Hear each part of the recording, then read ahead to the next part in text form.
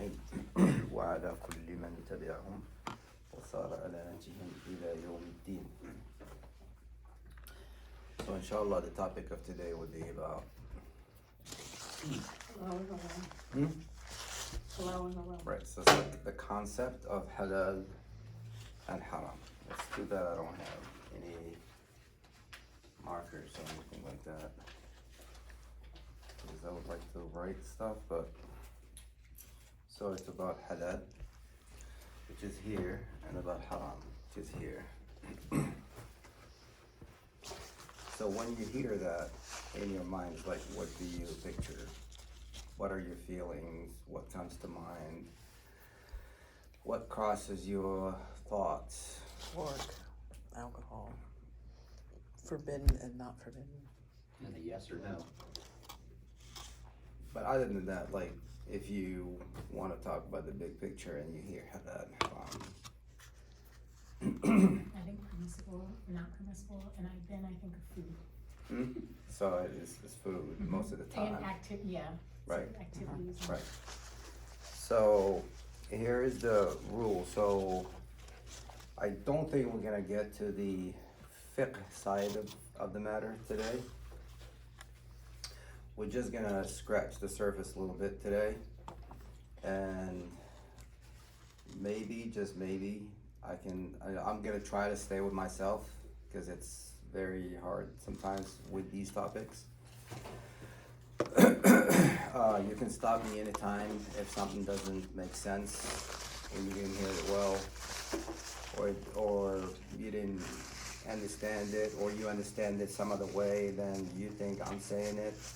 You can always stop me in my tracks and say, I didn't get that, or like, can you repeat that, or we can revisit it before it's better to do that than to just pretend that we understand and then just let it slide.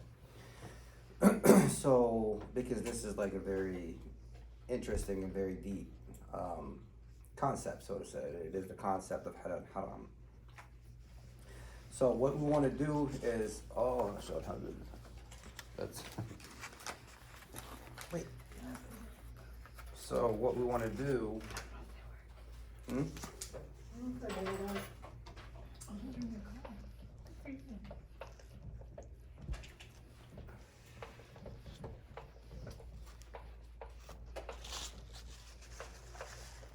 so they both start with an H, which is a ha in Arabic. So again, what we want to do is always begin from the foundation. And in Arabic it's called asl, al-asl. Al-asl is a foundation, but it's also the root of everything, right? So each one of us is an asl. And they say, what is your asl? You say, my asl is my grand, or whatever, grandmother, grandfather, they came from there. That's the asl, my asl, right? You say, asl mini, is like, where is your asl from? Meaning that you have to have each one. So a plant has an asl, which is called a root, right? And the root comes from the seed. And the seed comes from something else. And then you track the asl of everything. So we want to discuss this. We want to dive into the asl of the matter. And sometimes, like we were saying before, what does that make in your mind? Like when a halal haram, some people say food, some people say permissible, not permissible, forbidden, not forbidden, allowed, not allowed, all that stuff, right? And since this is a very broad topic or a subject or a matter, then the best thing to do always is to always go to the asl and then start from there, because doing that will give you the chance to actually track everything. Then you say, oh, it really makes sense. So in mathematics they have that root, remember that thing? And so there was a reason why the mathematicians came up with that, because that takes you to the root of everything. Then you start, right? And then that way you say, well, now I get it. Now I'm not confused, right? So when you come to this, and we are the ibad of Allah, the ibad. Ibad is the plural of abd, right? What's ab? Abd is like what you say, Abdullah, So slave. Abdurrahman, which is Slave. the slave and servant of Allah subhanahu wa ta'ala, right? So Allah created all of us, and He tells us in the Quran, there's a verse in Surah An-Nahl that we have read so many times, and it literally translates into, it is He who got you out from your mother's wombs. So, yes, there were hospitals and midwives or a doctor, nurses and all that, but He tells you in the Quran, no, it is He who got you out. They were helping, but if He didn't want you to come out, you would not come out. So He says, it is He who got you out from your mother's womb, knowing nothing, zero, knowing nothing. لا تعلمون شيئا. لا, العلم from علم, علم, العلم, He says, you knew nothing, right? Then He says, وَجَعَلَ لَكُمُ السَّمْعَ وَالْأَبْصَارَ وَالْأَفْئِدَةَ. And He says this a lot, in so many different ayat. There's at least about 5 ayat that He says He made you, and then the next thing He says, and He gave you hearing, seeing, and afida, which we will discuss shortly. These 3 things all the time, but it always begins with the hearing first, right? And these apparatuses are how we can actually collect knowledge, know stuff. You gotta hear or see. Sometimes you use both, sometimes you use one of them, right? But you end up knowing something or not knowing something, being sure about something, right? So these apparatus, the hearing and the seeing, very, very important. Then there's the afida. The afida, some say it's the heart, some say it's the mind, but it's a combination of both, meaning that what you see, what you hear, it goes into, look at it as a bag, right? So you know a computer has a hard drive, and it has the RAM, to remember, right? Memory RAM, they call it, right? And so the data has to be stored somewhere, right? So yes, the computer is receiving what you're giving them, right? And it has to be, so that bag is it's called al-fu'ad. And Allah has given you the hearing, the seeing, and that, where you store the data that you're collecting with these 2, right? But He says He got you out knowing nothing. And that's how we are Abdullah. We owe all to Allah subhanahu wa ta'ala. Then He says, and at the very end of it all, you are coming back to me, right? So I made you, did all that, go live your life, do this. But don't forget that you, at the very end of it, you'll end up back with me. You're coming back to me. Except this time, you will face me. And I will face you. And you're going to have to answer for some stuff. Right? That's what Allah says in the Quran. And that's why it is deeply rooted in Islam that first to believe in Allah. Do you see Him? No. Do you feel Him? No.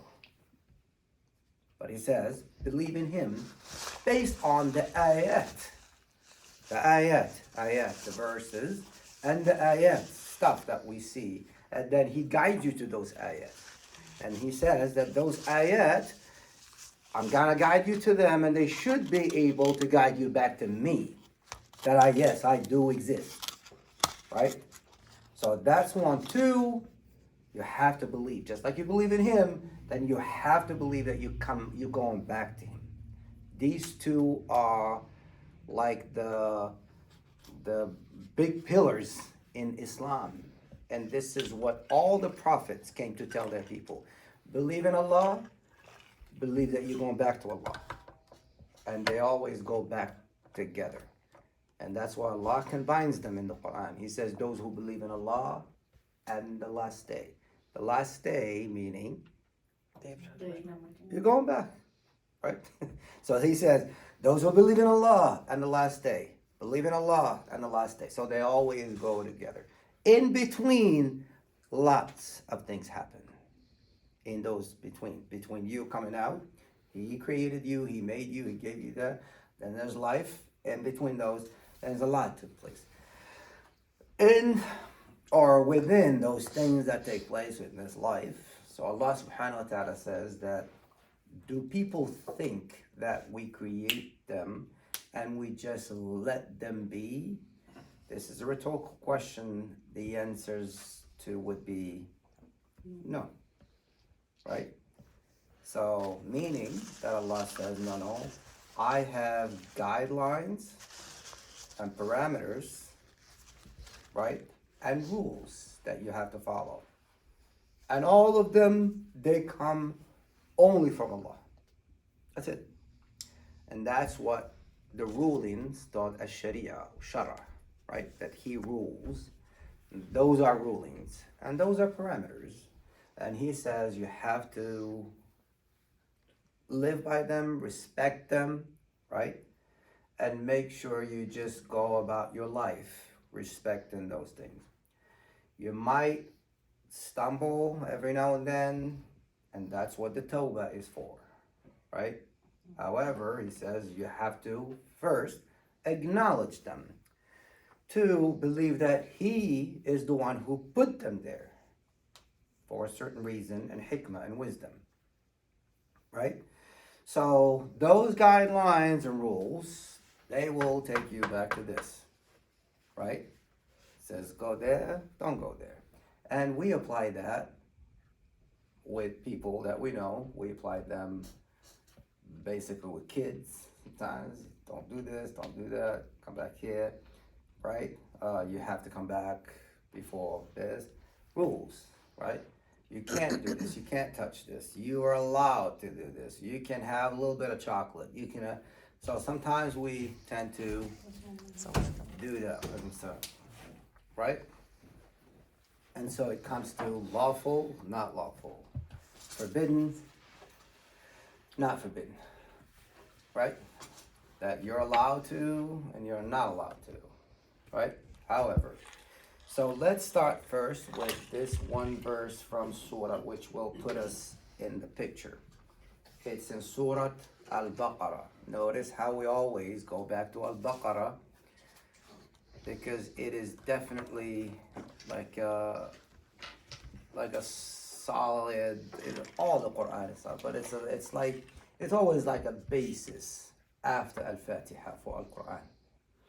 And I think it's in verse number 29.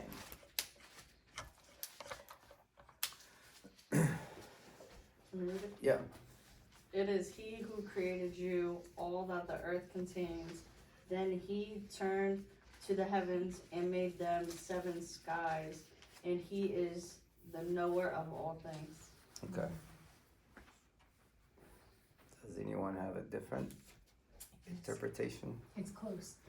He Yeah. it is who created for you all that is on the earth. Then He turned to heaven and fashioned it into 7 heavens, and He is the knower of all things. Okay. Did everyone hear that? Like, so what does that mean? Let's see what you got. Like, what did you get from the verse, other than repeating the same words? He's the creator of it all. Right, that's one. There's 7 heavens, and He knows everything that's in Yeah, them. something else. Like, use your focus There's on, different levels of heaven. right? So But before we get to the heaven, we get the idea of what? The things that He did create, He made them available to us. Right? But did you not notice that He start with the earth first before the heavens? Verse 28. No, It is 29. He who created you. No, verse 29, He said, it is He who created what? For you all. Oh, that is that's on the earth, right? And then He says, then, He turns to the heaven. right. So that means what? The earth First. Came first. was before the heavens, right? And not only that, the earth is made, and He created all that we will need on the earth. That's what He says. He created for you, right? Because He can't be created to you that what's on the earth without the earth. So the earth has to be there, right? And then He says what? It is He who created all that earth contains. For You. you. And you is Us. all of us. Animals. All. Right? And so this means now, this gives you like now that everything goes. That's what you get from it. He created all for you. Correct? So that's why the ulama or the scholars, they take this verse as, and remember this, and they called it, this is the asl. So they say, based on this verse, everything is halal unless Allah makes it haram. Because he says he created all for you, right? Then he turns to the seventh heavens, right? To the heavens, and then he made them seven heavens. But they say that means that everything is halal except that which Allah makes haram, which Allah will talk about in the Quran as we move on. You understand, or is it clear? Yes. Right? So that's why there is a group of scholars other than the fuqaha of fiqh, they are called usuliyun. Their specialty is the asl, meaning they just go and look and of the asl of everything. And they came up with this rule. The rule of it all. They say, okay, so based on this verse, it says that everything, and that means everything, meaning the asl of all things is not this, it's actually this. The asl of it all is this, right? Then there are some that Allah made haram. That will give us also the notion that the haram is a whole lot less than the halal. Understand? This is halal is a wide field. The haram is just a little portion of what the halal really occupies. Clear? Okay. So, are you ready to move to another verse? Yes. Since we are talking about this and this, and now you got this rule, which is very important, and don't forget it. And if someone says it, say no, let me tell you something, right? This is the rule, right? For everything except that which Allah makes haram. Now, what we want to talk about next is the seriousness of wanting to play the role of Allah and the message of Allah sometimes. And this is very, very serious. Unfortunately, many of us sometimes play that role, sometimes deliberately and sometimes unintentionally. We don't mean it, but somehow you get too worked up or too ambitious or something, and then you jump in and then you start to halal haram. And you don't know, right? You don't have much knowledge to say this. So Allah made it His business to point that out clearly in the Quran. Then he points out the seriousness of the matter. He says, look, this is not an easy matter. Don't think that if you say this is haram, that's just light. So it's okay. No. He says that is very serious. Meaning, and we will see how serious it is even. Right? Because that's why, again, many of the scholars before, they were so scared every time someone asked them, is this halal or haram? Some of them avoided the word haram for so many years because they're scared. They're just like, when you say haram, you are representing Allah. So you better be sure. You see what I'm saying? You have to really be certain about what you say to someone, that this is haram or this is halal. But haram, they were more scared of haram than scared of halal. Why do you think? Haram means sinful, bad.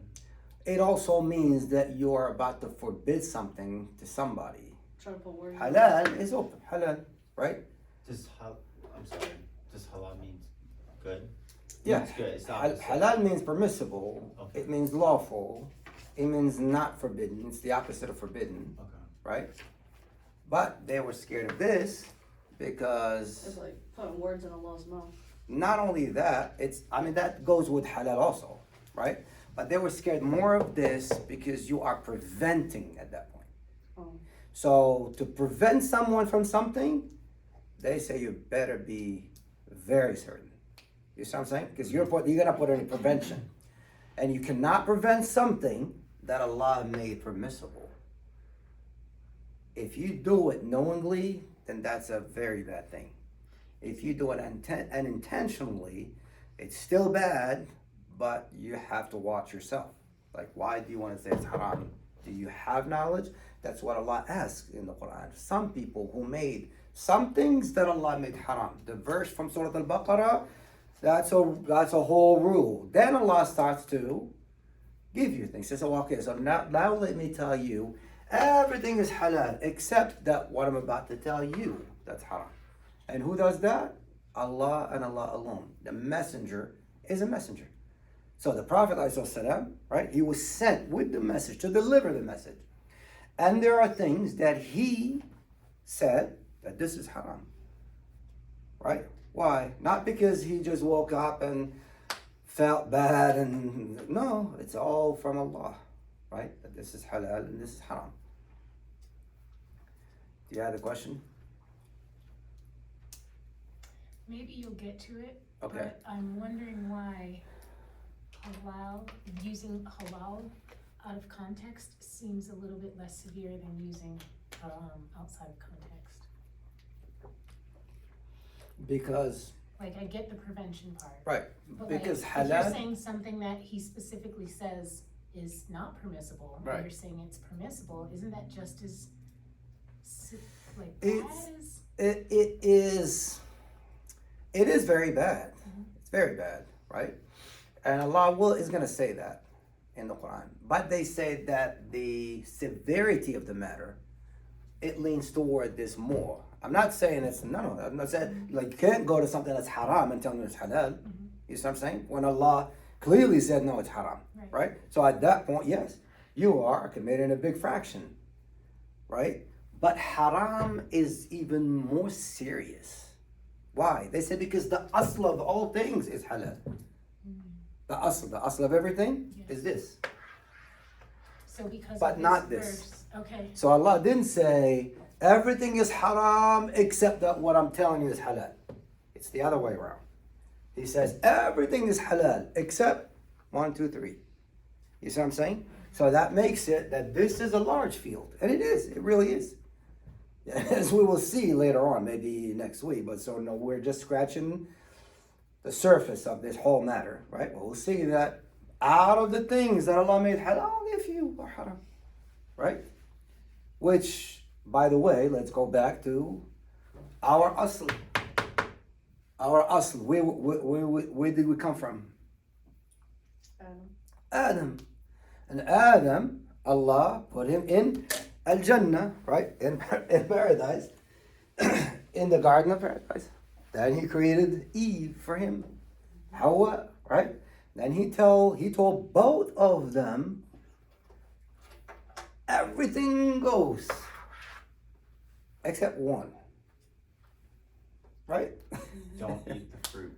He said, he didn't even say don't eat. Oh. He says don't even come close to this tree. لا تقرب هذه الشجرة. You see how big? Al-Jannah. Al-Jannah. Everyone wants to go Al-Jannah, right? It's heavens. And he says, look, everything is for you. But this tree, that's it. Right? You see the field now? And guess what happened? Temptation. they went to that tree.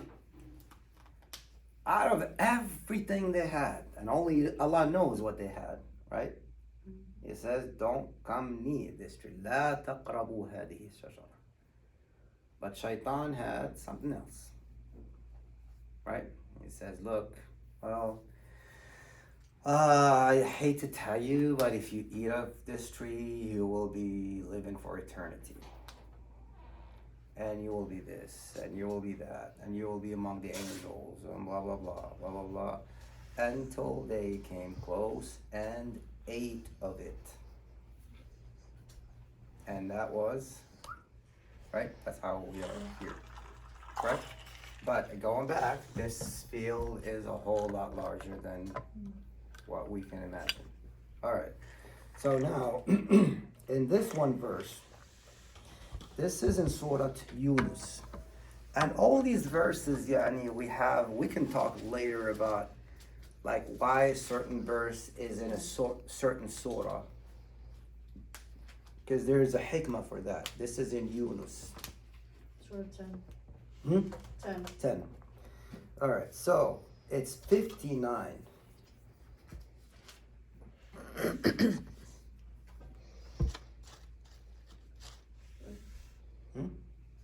Say, have you ever considered whatever provisions Allah has sent down for you benefit you, have made up unlawful and lawful from it? Say, has Allah permitted you, or are you fabricating a lie against Allah? All right, anybody else? That's very different. Huh? Mine's different. Okay, what is it? Ask the pagans, O prophet, have you seen that which God has sent down for you as a provision, of which you have made some lawful and some unlawful? Say, has God given you authorization, or are you fabricating lies against God? Yours the same? Similar. Say, have you seen that which God sent down unto you for provision? Then you made some of it forbidden and some lawful. Say, has God granted you leave, or do you fabricate against God? So what does that mean? Who do I think you are?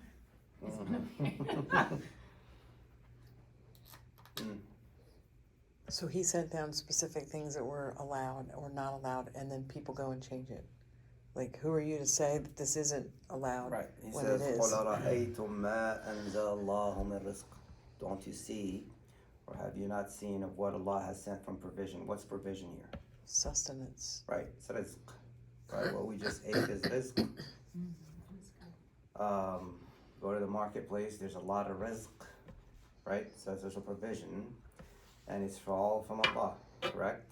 He says, do you see what Allah has sent down? Provision, and then you gave yourself the authority to say, and then listen what he started with. Jessica, he started with that. Look at the verse. Read it. Then you made some of it forbidden and some Haram, lawful. right? He Yeah, says haram. And then some of it lawful. halal. Wow. But he started with that. And there is a big wisdom as to why he started with that. Because I'm not videoing it, can you say instead of that? Because nobody. Haram. I know, We but just I'm read just it. saying. Right. For the.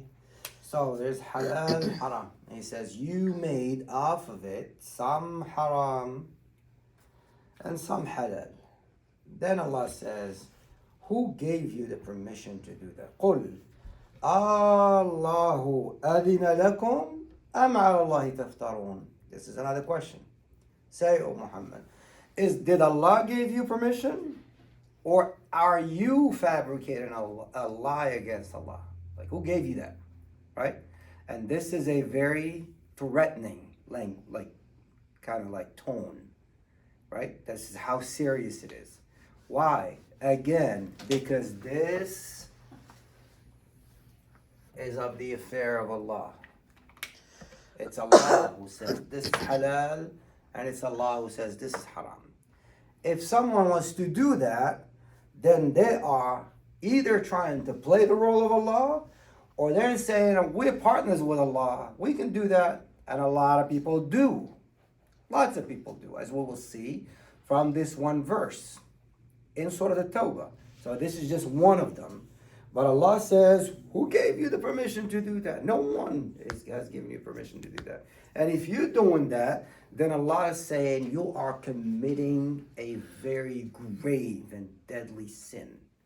Very, very, very grave. This is what a lot of people, unfortunately, take lightly. This is nothing. It's okay. Halal. Immediately, not thought. A lot of people, they would at least, you ask a question, they would answer with a question why. Not because they're dumb, but because they're trying to really understand your question. Why? Because you're asking them about something that's serious. Yeah, that's halal haram.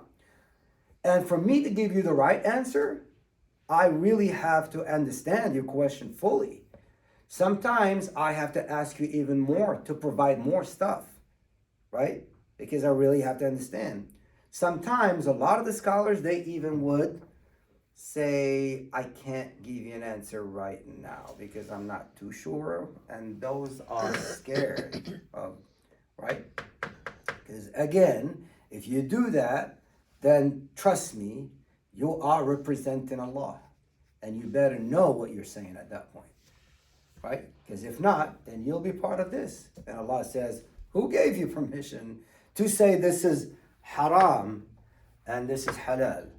Say, did Allah give you permission? Who gave you that authority? He says, Allahu adina. Adina means, did Allah permit you to say that?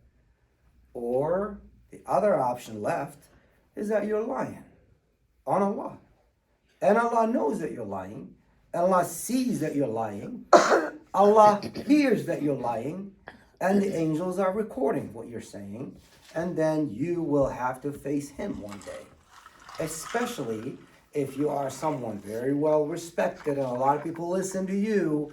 And now you have lots of people going by what they call a fatwa or whatever. And you told them haram, something that's halal. Or halal, something that's haram. Any question? You're following, Don? Mm-hmm. Yeah? It's Okay. very sobering. Hmm? It's very sobering. It is. It's very, and I wanted to start with this because it's very serious. It's one of the most serious matters of the deen, is this. Because it builds the foundation of it all. That's why Allah is Allah. Allah is Allah because He is the only one who says this is halal, this is haram. And the messengers are only bringing you the message. And Allah tells you that you have to listen to them because they're from me. You see what I'm saying? So this other verse is in Surah An-Nahl. The bee. It's the bees. Yes. Right? Surah An-Nahl. So It's also called the Surah of the Favors. isn't that also honey? Asal. No, It's a different word. I said what that means. I know what that means, but Yeah. doesn't it How sound you spell similar? An-Nahl.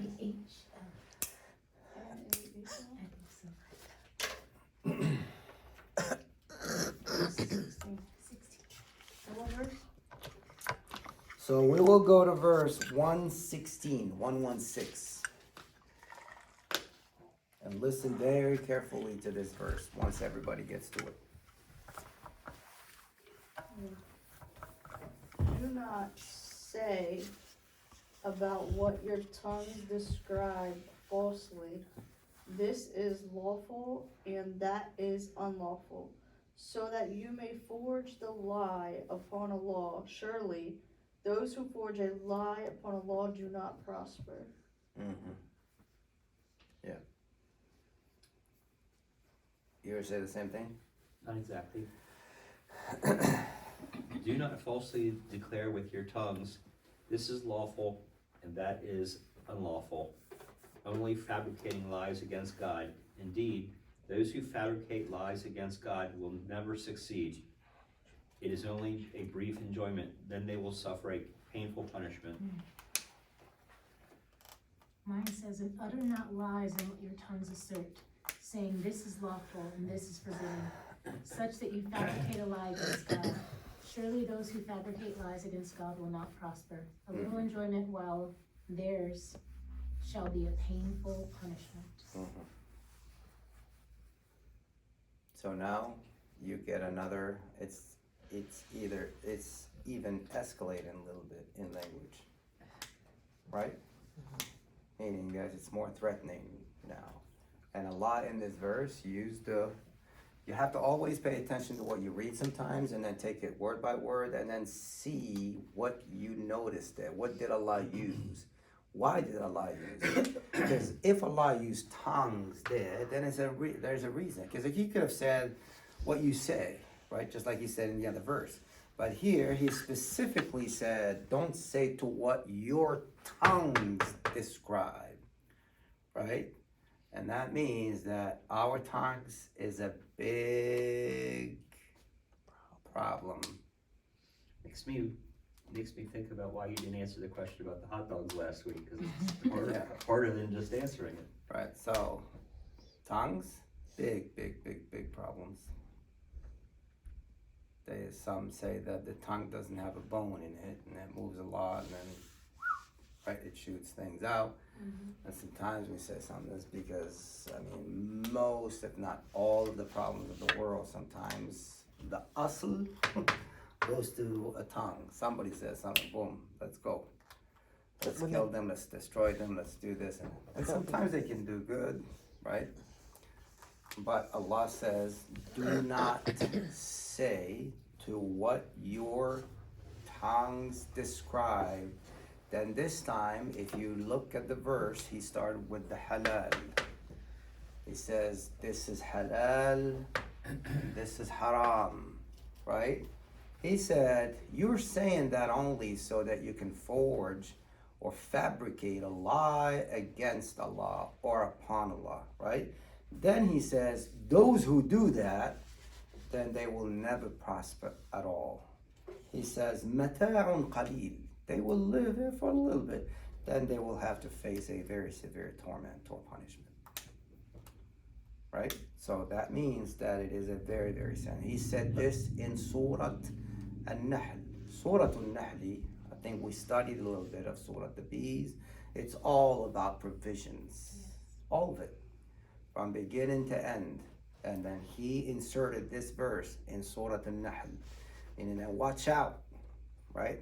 If you're about to say Halal Haram, then you have to really be careful. Does verse 114 and 115 also touch on? Verse 114 and 115, does that also touch, is that also related to tonight's topic?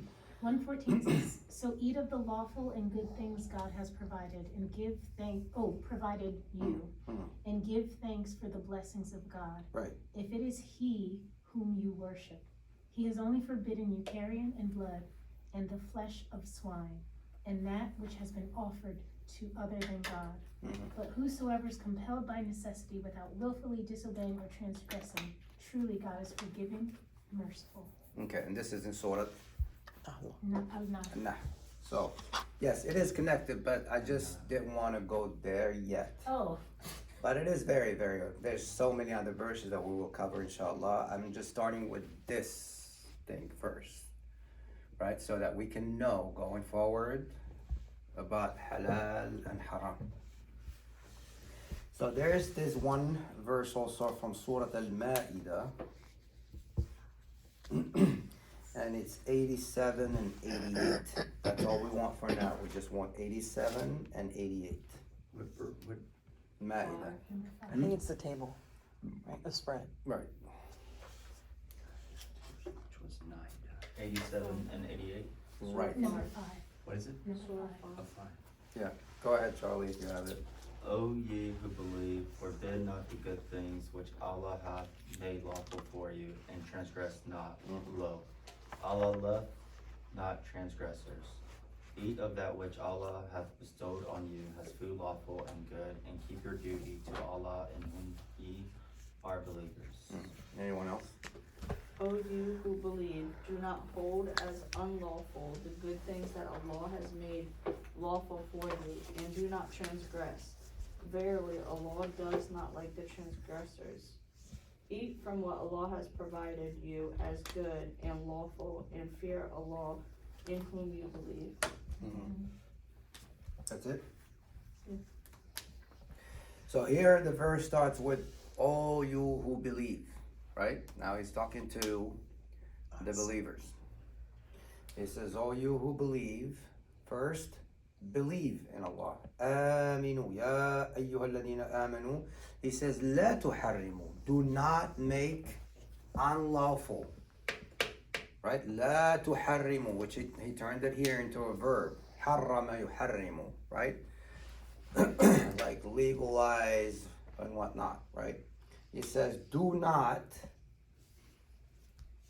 make something unlawful which Allah subhanahu wa ta'ala made completely lawful. من الطيبات. He says من طيبات ما أحل, from the goods, right? That he made lawful for you, halal. He says don't do that. And then he says ولا تعتدوا. Of course the word in English is to transgress, which means what when you hear transgress? Sin. Like sin, mess up.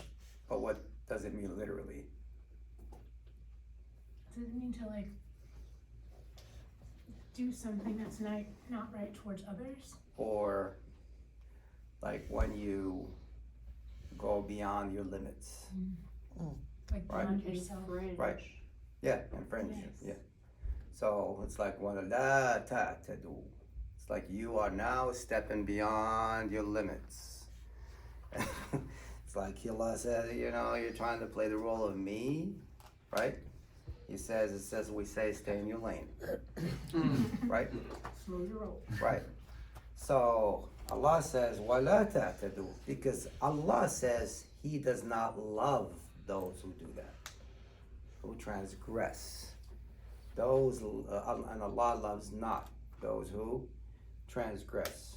Then after that, immediately he says eat. There is the word eat again, which since we started this class, I've always been telling you about. Allah says kulu kulu kulu kulu kulu min tayyibat, because this is an amr. Just like Allah says pray, do this, do that, he also says eat. كلوا من طيبات وكلوا مما رزقكم الله حلالا طيبا.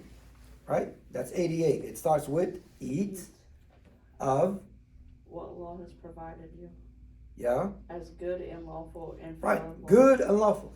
Halal طيب. Right?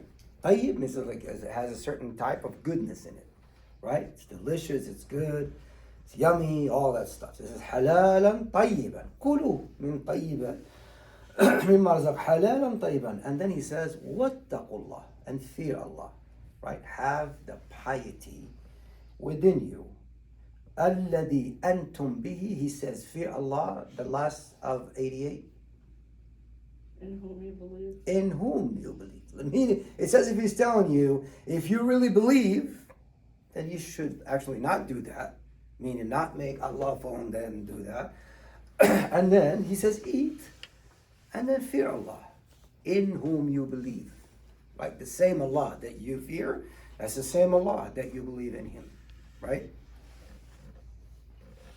Hey, let's go to this other verse, which it's one of my favorite verses of the Quran. It's in Surah Al-A'raf. And I'll tell you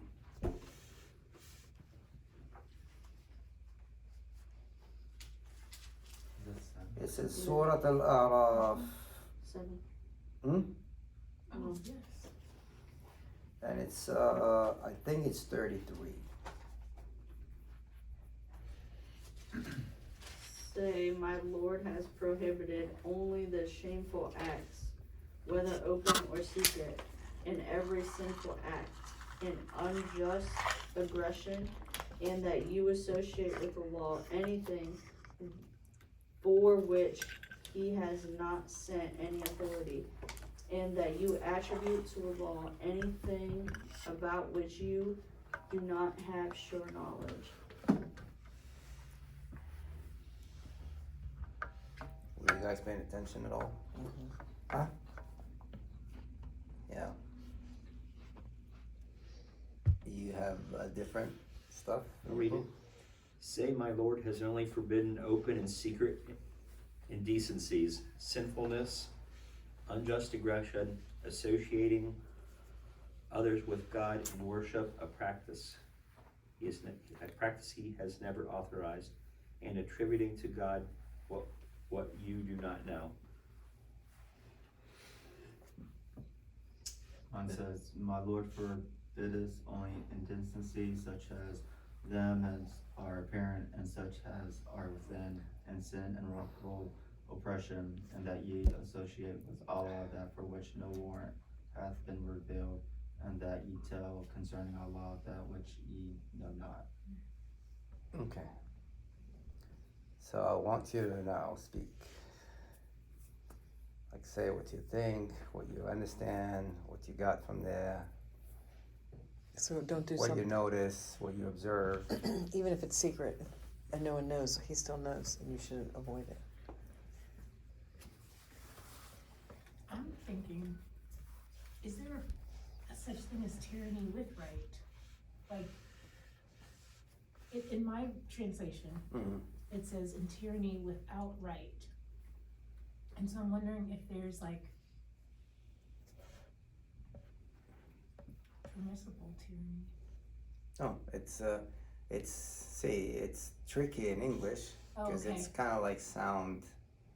With all due respect to whoever translated that, Yeah. that's kind of stupid. Okay. That translation, How would you because in translate? Arabic it's al-baghy bighayr al-haqq.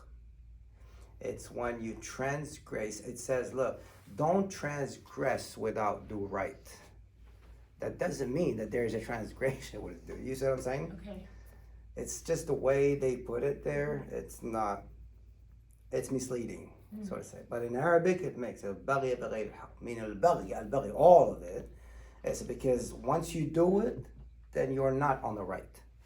You see what I'm saying? Okay. Like once you transgress, then you're not on the right. Okay. Anyway, so But then if you said it translates to transgress without due right. Mhm. Oh, meaning you don't have the right to Right, do at it. all. Oh, okay. Right. Like Okay. anything else that you got, I want you to really utilize your intellect in this verse. Now I can tell you what it really starts with in Arabic. It starts with in Arabic saying that say that my Lord has only forbidden, and then he cited those things. Innama in Arabic, it means that only this. And so say, O Muhammad, that my Lord. So it says, Inna qul innama harramahu Allah. Not Muhammad. He tells him, say, qul. Innama harrama Rabbi. My Lord has made only these things haram. And then he starts with the first thing, which is Indecent acts. Hmm? Indecent acts. قل إنما حرم ربي. Mine says shameful acts, whether open or secret, and every sinful So that's number one. Al-fawahish. I'm just gonna do F.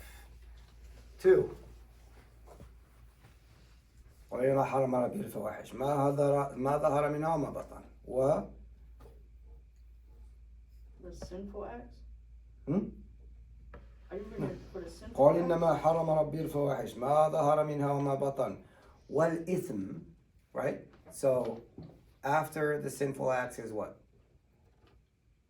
Whether open or secret, Mm-hmm. unjust aggression, Okay.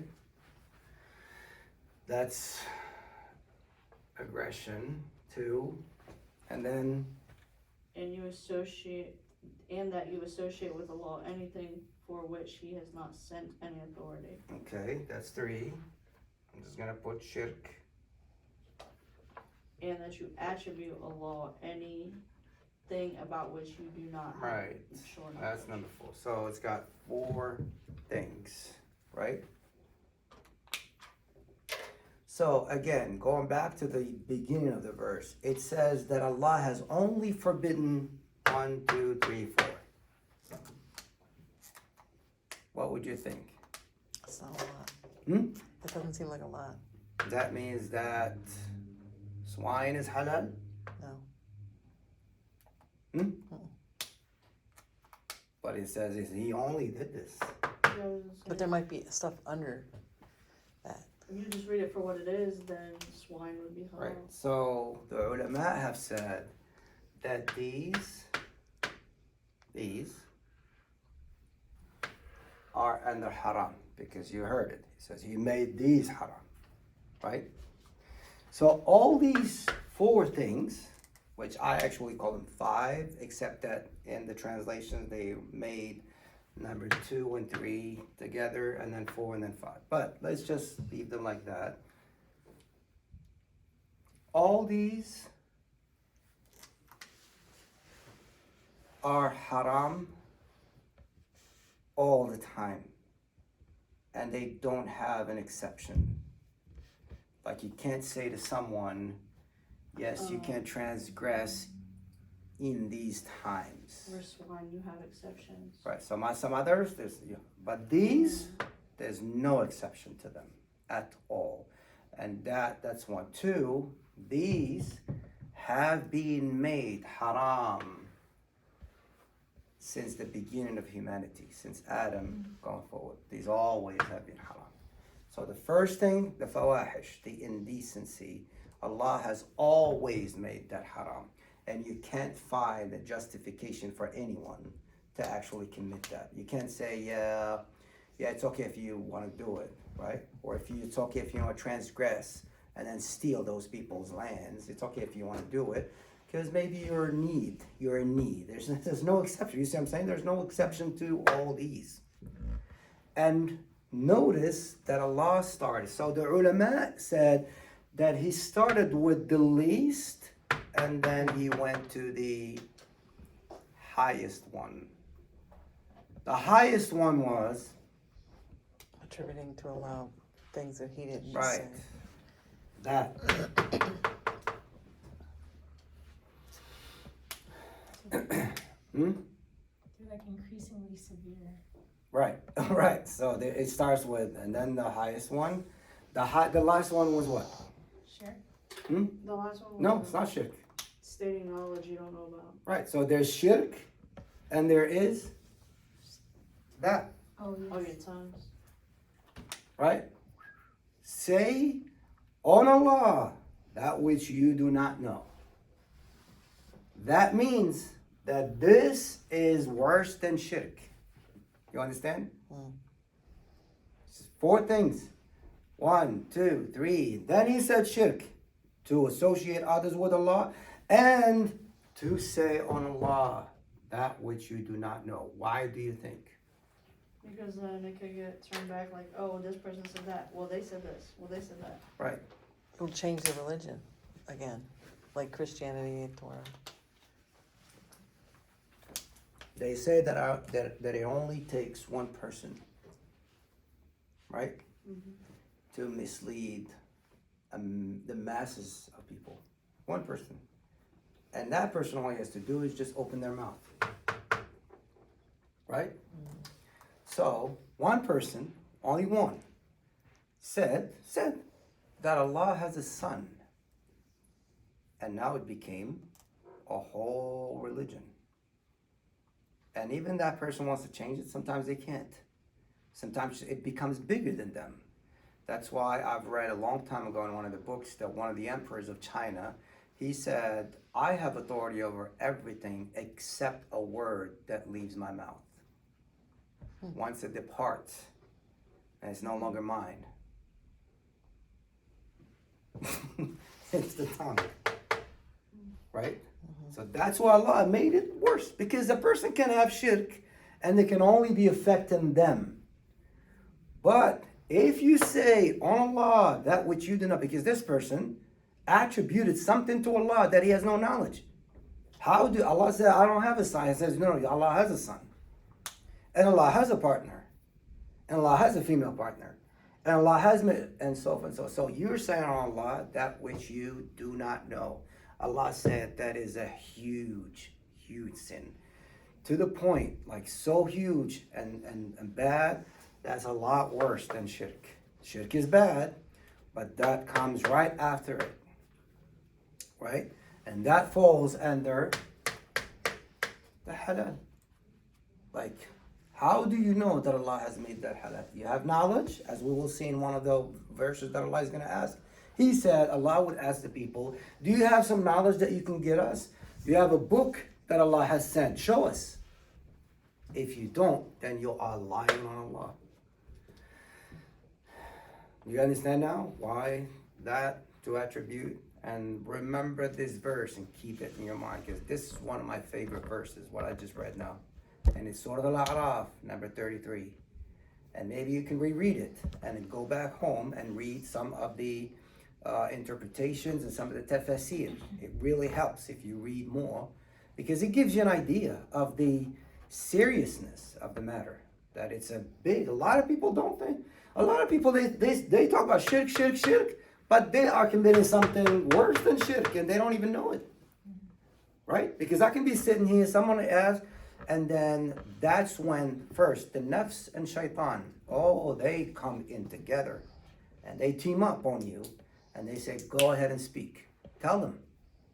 Especially if someone has, I don't know, like for example, Brother Ibrahim, you know a lot of people that respect you. Somebody asks a question, shaitan comes, are you going to tell them I don't know? How shame on you. No, you should say I know. Why? Shaitan said, well, they're not going to respect you anymore. Right? What should I say? Just tell them anything. Tell them, I don't know. He says, no, go ahead and say it. Shaitan and nafs, they, because the nafs, but at that very moment, you do not know that by saying that, you're going to be affecting a lot of other people. Those people are going to take it. Maybe one person from that gathering is traveling the next day to Indonesia. And he's going to go be asked and say, I heard this one brother. He's very knowledgeable. I asked him and he said this. That person's going to be traveling somewhere else. And that's how the thought travels. And it begins from one person who couldn't say, I don't know. All we have to say is, I do not know. And I don't know how much time we have left for the salat, but I have a story that we can close with. So you guys know Imam Malik, right? I've heard of him. I've heard. Didn't you teach about him? Didn't you teach about him? Right, you know. Four? Right, so there's four, and then there's the main four school of thoughts, of fiqh or whatever. Right, so Imam Malik was in Medina, and he's one of the prominent imams, knowledgeable scholars. He was probably about the third generation after the Prophet, ﷺ, and he was born in Medina, and he has now masses of people coming to actually acquire knowledge from him, right? So, as you know, the Muslims at this point, they have made it all the way to Spain, Andalusia, and there's a lot of scholars over there. They disputed over one matter. And they say, okay, well, let's just go back and ask Imam Malik. Maybe he has knowledge. Back then, there was no planes, no trains, no cars, no automobiles, nothing like that. So that means that person's going to have to travel on a camel or a horse. And he has got to cover a whole bunch of distances to make it all the way from the Western Africa. He's going to come from Europe, and then cover all that and go back to Medina. And he did that. And he's coming to get them an answer to one matter.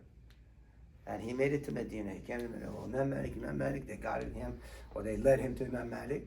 And then he says, Imam Malik, I'm coming to you from Andalusia. And these people, they're disputing. There's a lot of scholars disputing about this thing, and they need an answer. They need an answer from you. What's your question? He said, this is my question. He said, okay. Give me 3 days. Let me think this over. Us? I can answer right away. Yeah, I have knowledge, right? He said, give me 3 days. He went back, was thinking of it, analyzing it, blah, blah, blah. Maybe he was studying some more. I don't know. After 3 days, he met the men. The men said, well, you got to have the answer for me. I mean, you had 3 days.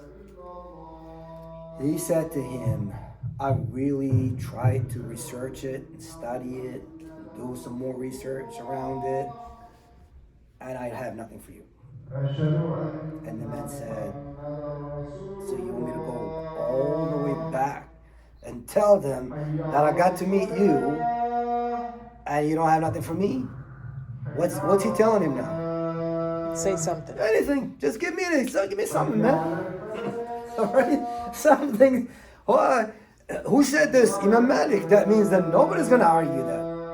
Do you know who said that? That was Imam Malik, ya akhi. Well, who is Imam Malik? Is not Allah. He's not the Prophet, alayhi sallam. Right? So what he's telling him is like, just say anything. Ya akhi, dude, look how much I have to cover. And then he said to him the following, which became a very, a very famous statement.